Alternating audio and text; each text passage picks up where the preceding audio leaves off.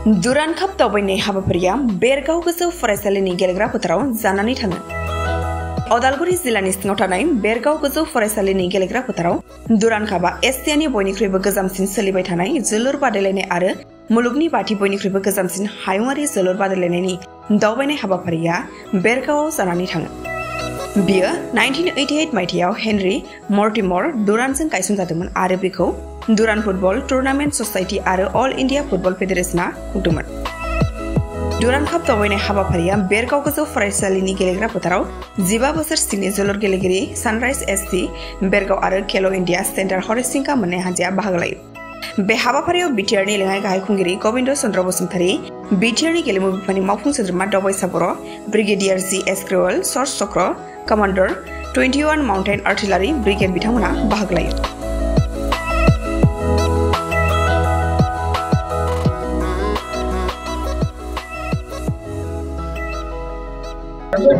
जोंहा बिटिआर सरकारनि बानजायनायाव आरो भारतनि रौनिया हान्जानि हेफाजाबजों एसिया हादोरमानिनो बयनिख्रुइबो गोजामसिन आरो मुलुगनि थामथि गोजाम बे दुरुन कापआ बिटिआरआव खननै जालांबाय आरो देग्लाय खनसेबाव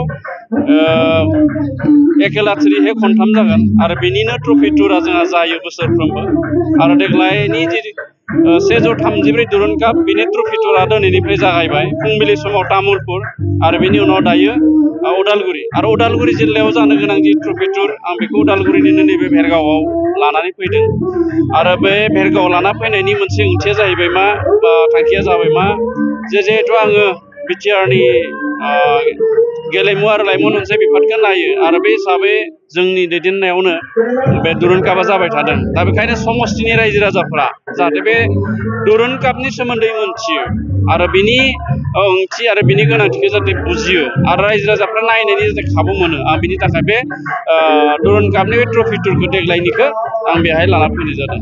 देग्लाय मोनबेसे हानजा गेलेगोन?